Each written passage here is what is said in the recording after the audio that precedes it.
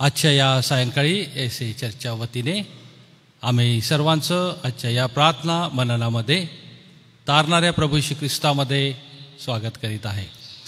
यावेळेस आम्ही विजय संगीतमधून गीत नंबर 139 गाणार आहोत. मी विनंती करतो की रेव्हरंड विश्वास पाडवी साहेब पुढे येतील आणि त्यांच्यासोबत आपण सर्व मिळून गाणार आहोत.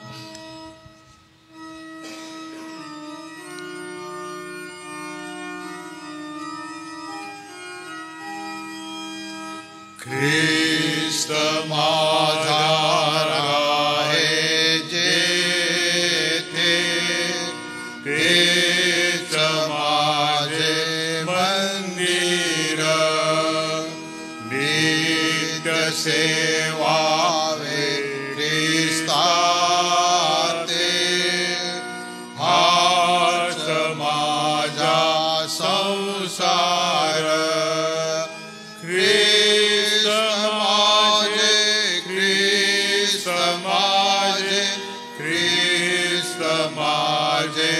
सर्वस्व ख्रिस्त माझे, ख्रिस्त माझे, ख्रिस्त माझे सर्वस्व.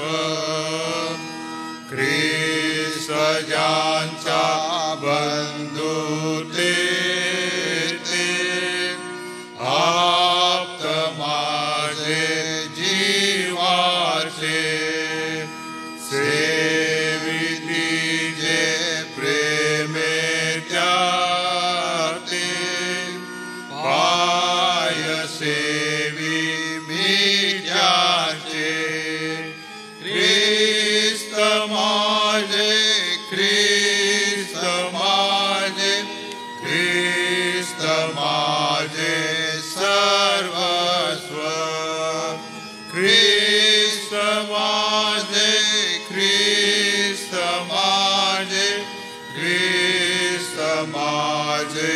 सर्वस्व. मान माझा माझी शक्ती, ख्रिस्त माझी संपत्ती, सौख्य सारे ख्रिस्ती भक्ती, संगत्याची सच्चांती. ख्रिस्त माझे, ख्रिस्त माझे, ख्रिस्त माझे सर्वस्व. ख्रिस्त माझे, ख्रिस्त माझे, ख्रिस्त माझे सर्वस्व. ख्रिस्त येथे किंवा तेथे, आज उद्या कल्पांती, व्यापी विश्व विकलाते, राही माझ्या हिचिती. ख्रिस्त माझे, ख्रिस्त माझे, ख्रिस्त माझे सर्वस्व. ख्रिस्त माझे, ख्रिस्त माझे, ख्रिस्त माझे सर्वस्व.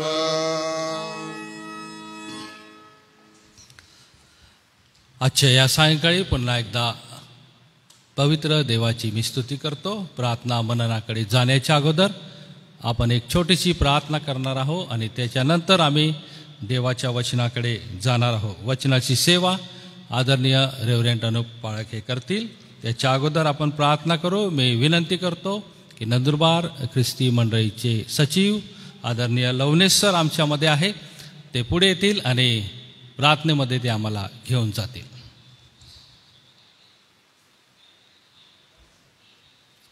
आपण प्रार्थना करू. हे माझ्या पवित्र पवित्र पवित्र सन्याधीश पवित्र परमेश्वरा, तुझ्या नावाला धन्यवाद, तुझी स्तुती, तुला गौरव, तुला महिमा. पवित्र परमेश्वरा, तुझ्या चरणाजवळ बसण्याची तू आम्हाला ही संधी दिलीस देवा. आम्ही खरोखरच नशिबान आहोत. तुझ्या नावाला धन्यवाद असो प्रभू. पवित्र परमेश्वरा, आता तुझ्या सेवकाकडनं पवित्र परमेश्वरा आम्हाला जे वचन मिळणार आहे, पवित्र परमेश्वरा तुझ्याकडनं जे वचन आम्हाला आज सुविचार आहे, पवित्र परमेश्वरा सुवार्ता आहे, ती आम्हाला समजणार आहे. आणि पवित्र परमेश्वरा तू त्यांना विशेष करून सहाय्य कर. तुझी कृपा आणि तुझी दया दे. पवित्र परमेश्वरा त्यांच्या मुखात निघणारा प्रत्येक शब्द पवित्र परमेश्वरा तुझ्या इच्छेप्रमाणे असावा. आणि पवित्र परमेश्वरा तो आमच्या अंतःकरणाला भिडावा म्हणून तू आमचं विशेष करून सहाय्य कर. पवित्र परमेश्वरा हे तुझं वचन पवित्र परमेश्वरा आमच्या पुढील वाटचालीसाठी पवित्र परमेश्वरा पूर्ण मार्गदर्शक असं होऊ दे देवा. ही तुझ्याजवळ आम्ही आग्रहाची प्रार्थना करतो. चालक आणि वक्ते यांना तुझा विपुल आशीर्वाद पाठव. त्यांचं सहाय्य कर. आम्हाला आशीर्वाद मिळू दे. आम्ही जे आलेलो आहोत ते आम्हाला तुझा विपुलतेने आशीर्वाद पुरवू. येशूच्या गोड आणि प्रिय नावाने मागतो म्हणून तू ऐक. आमेन.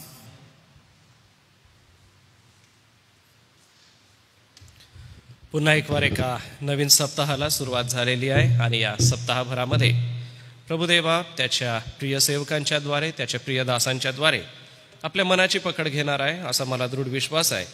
आणि त्याच अनुषंगाने आज आपण परमेश्वराला धन्यवाद देणे ह्याच्याबद्दल पवित्र वचनाचं मनन करणार आहोत. सर्वप्रथम आपण स्तोत्रसंहिता 95 हे काढूया. स्तोत्रसंहिता 95. या 95 स्तोत्रामध्ये वचन 1 ते 3 पहा. याहोया, आपण परमेश्वराचा जय जयकार करू. आपल्या तारणदुर्गाचा जय जयकार करू. उपकार स्मरण करीत आपण त्याच्या पुढे जाऊ. स्तोत्रे गात त्याचा जय जयकार करू. कारण परमेश्वर थोर देव आहे.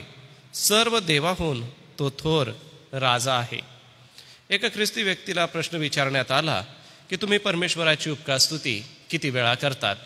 तर त्याला प्रश्न पडला की अरे, मी परमेश्वराची उपकार स्तुती किती वेळ करतो. मग आता हाच प्रश्न तुमच्या आणि माझ्यासाठी आहे. आपण दिवसातून किती वेळा परमेश्वराची उपकार स्तुती करतो किंवा त्याच्याबद्दल आभार मानतो.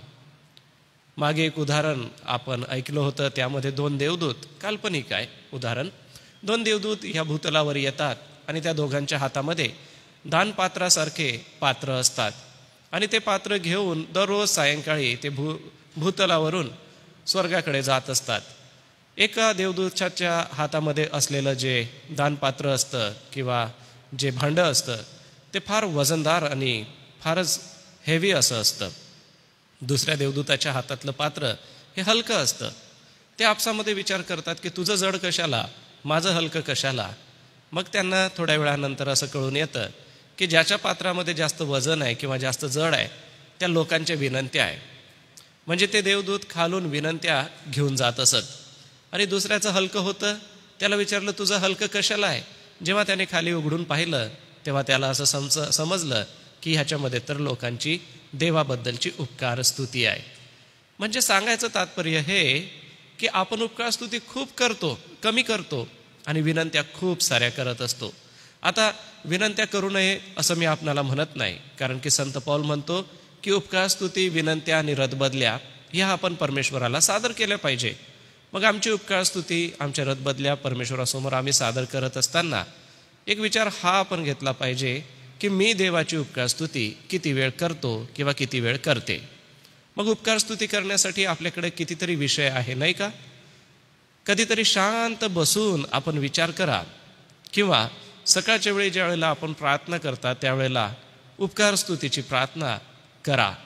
त्याच्यामध्ये कधीच विषय घेऊ नका किंवा विनंत्या घेऊ नका की प्रभू मला या गोष्टींची गरज आहे किंवा या गोष्टी पुरीव किंवा या माझ्या प्रार्थना विनंत्या आहे.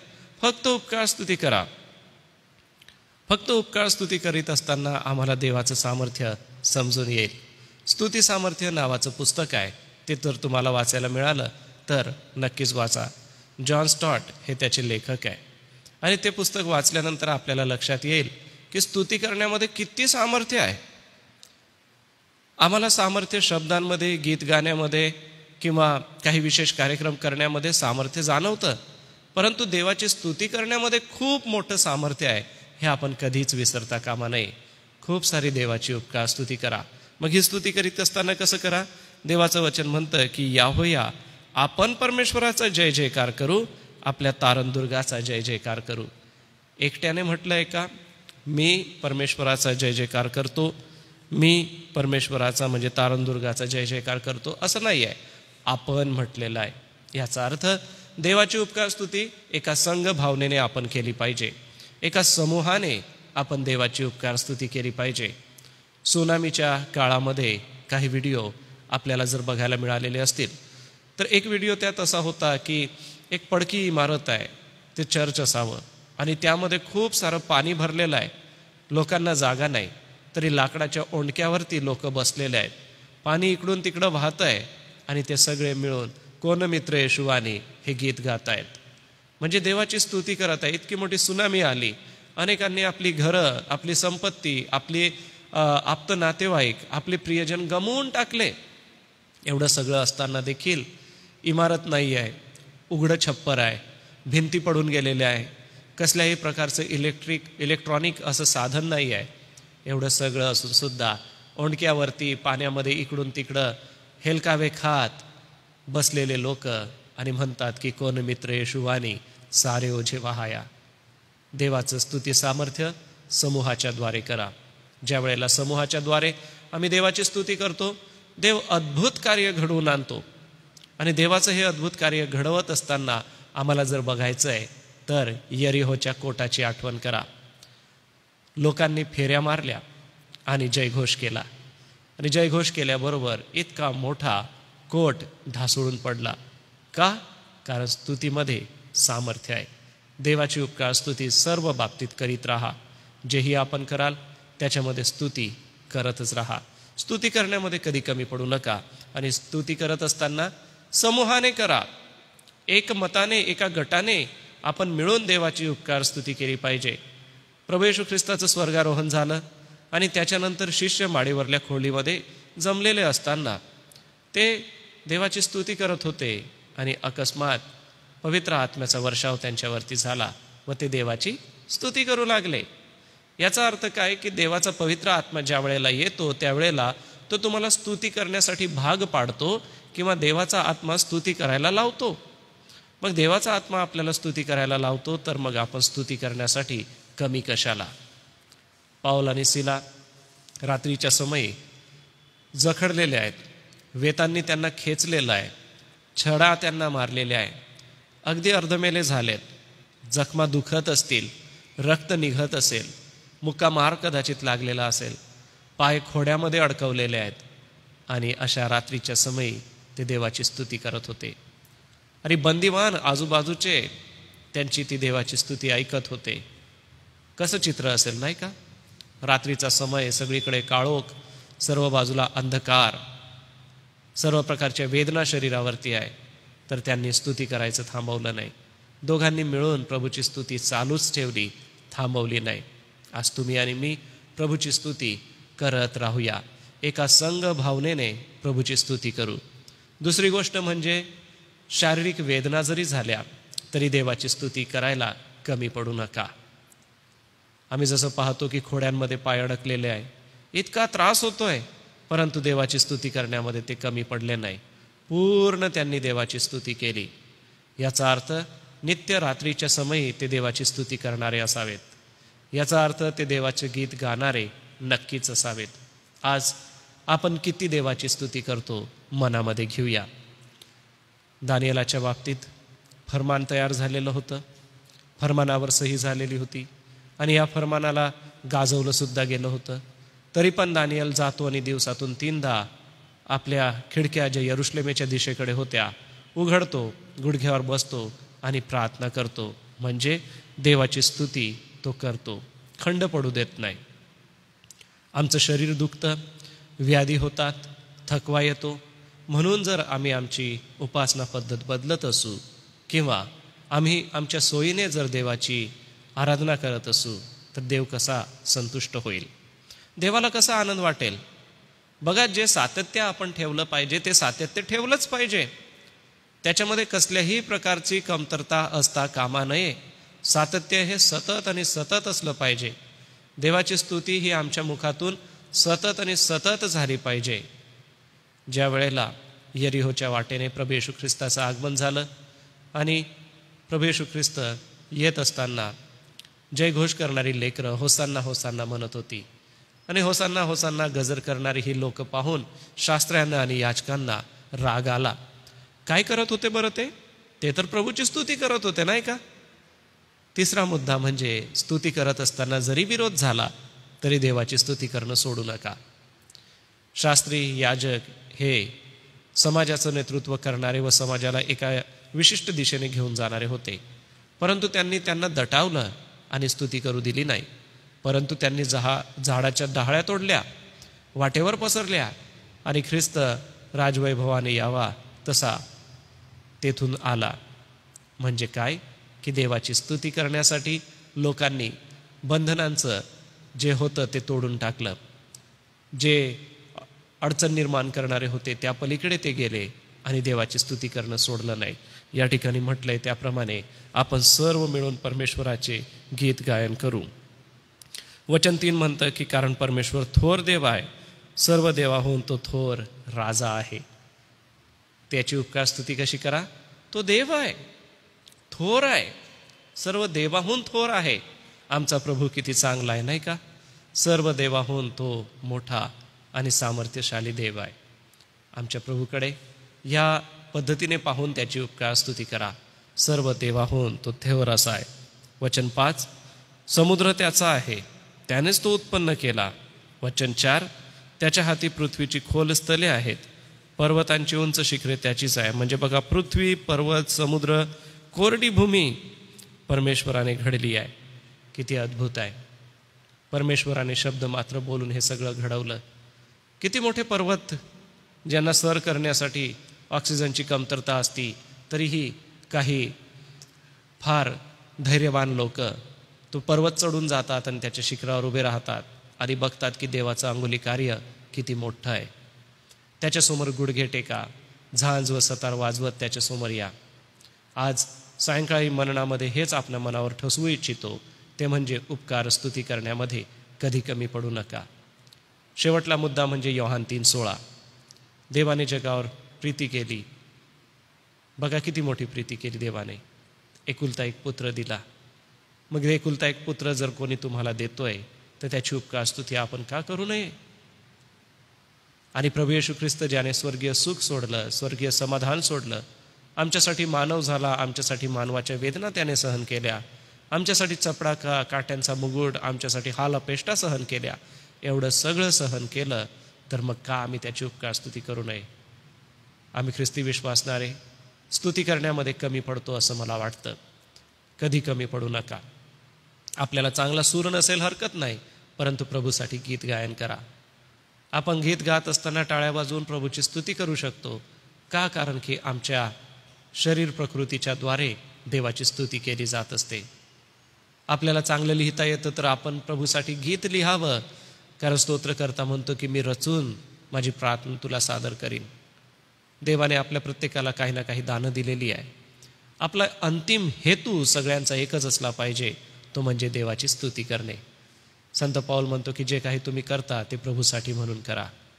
मग जे काम करतात त्या कामाच्याद्वारे प्रभूची स्तुती करा. जे शब्द आपण बोलतो त्याद्वारे प्रभूची स्तुती करा. परमेश्वराची स्तुती करण्यासाठी समूहाने करा, एकत्र येऊन करा. परमेश्वराची स्तुती करत असताना शारीरिक बंधनं जरी असली तरी त्याच्या पलीकडे जाऊन प्रभूची स्तुती करा. सोबतच प्रभूची स्तुती करत असताना तो थोर देव आहे म्हणून त्याची स्तुती करा आणि त्याने आपला एकुलता एक पुत्र दिला हे मनात आणून त्याची स्तुती करा. कोणी आपल्याला एखादी वस्तू दिली, आपण त्याचा आभार मानतो, उपकार स्तुती करतो, थँक्यू म्हणतो. तसा आमचा प्रभूने आमच्यासाठी आपलं जीवन दिलेलं आहे, तर त्याचा आभार मानणं तुमचं आणि माझं कर्तव्य आहे. मननामध्ये आपल्या सगळ्यांना मी एका प्रेरणेने घेऊन जाऊ इच्छितो, एक प्रेरणा आपणाला देऊ इच्छितो, ती म्हणजे उपकार स्तुती करा. स्तुती करण्यामध्ये कधीच कमी पडू नका. छोटंसं हे मनन देवबाप आपल्या सगळ्यांसाठी आशीर्वादाचं करो. मी सन्माननीय रेव्हरंड राजू मार्गे पाळक साहेब यांच्या हातात पुढील वेळ देतो.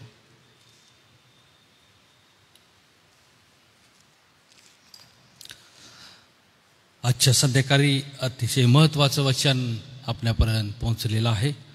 देवाच्या स्तुतीसाठी कितीतरी आशीर्वादित असं जीवन आहे आणि म्हणून आम्ही स्तोत्रसंहिता 95 याच्यामधून ज्या गोष्टी बघितल्या त्यासाठी पुढे आमच्या जीवनासाठी त्या आशीर्वादित होतील असा माझा विश्वास आहे.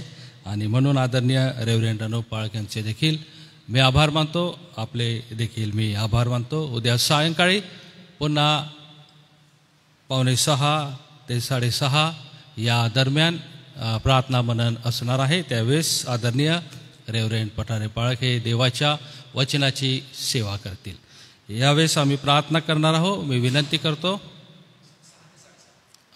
6 ते 6:30 असणार आहे आणि आपणा सर्वांना या प्रार्थना मननामध्ये प्रेमपूर्वक आमंत्रण आहे. मी विनंती करतो की आदरणीय रेव्हरंड पठारे पाळक पुढे येतील, प्रार्थना करतील. प्रभूची प्रार्थना आपण म्हणणार आहोत आणि आशीर्वाद देखील ते देतील.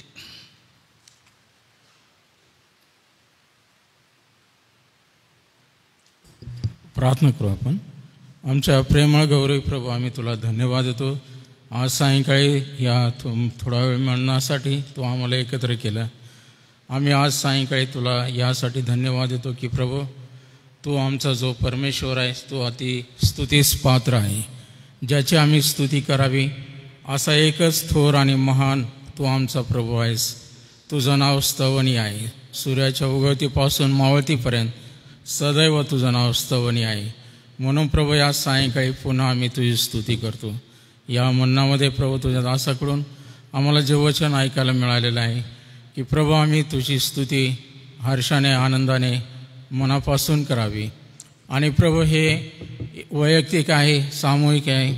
आणि प्रभू, आम्ही तुला धन्यवाद देतो.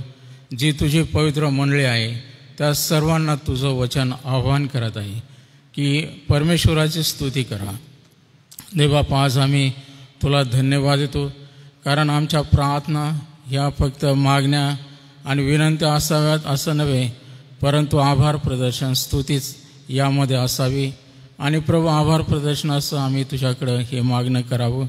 आणि आमचा विश्वास आहे की आम्ही जे काय मागतो ते आम्हाला मिळालेलंच आहे. या विश्वासाने आम्ही तुझी स्तुती करावी. देवापा, या दिलेल्या वचनाबद्दल, आज सायंकाळच्या सहभागितेबद्दल आम्ही मनापासून तुला धन्यवाद देतो. प्रभू, आज आम्ही आमच्या नित्याच्या गरजा तुझ्या समोर ठेवतो. खास करून प्रभू, जे आजारी लोक आहेत, जे वयोवृद्ध आहेत, त्या सर्वांना तू जाणतोस, ओळखतोस, त्यांच्यावर प्रीती करतो.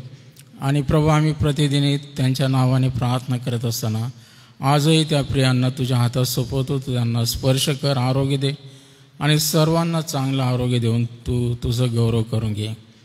करमरकर परिवारामध्ये जी दुःखद घटना घडलेली आहे त्या परिवाराला सांत्वना दे. आणि प्रभू, आमची प्रार्थना आहे की तारुण्यामध्ये सर्व तरुणांनी तुझ्याकडे आपलं लक्ष लावावं, आपल्या जीवनाचं महत्त्व समजून घ्यावं आणि प्रभू, आपलं जीवन तुला समर्पित करावं अशी कृपा तू होऊ दे. प्रभू, आज आम्ही प्रार्थना करतो की या येणाऱ्या दिवसांमध्ये आमच्याकडं पुष्कळ जे कार्यक्रम होणार आहेत, आमचा वार्षिक मेळा होणार आहे, त्या मेळ्यासाठी जे वक्ते लाभलेले आहेत, आम्ही त्यांच्यासाठी प्रार्थना करतो की प्रभू, त्यांचे येणं आशीर्वादाचे होऊ दे. आणि त्यांच्या येण्याने प्रभू, आमच्या सर्व मंडळांना तू आशीर्वादित कर.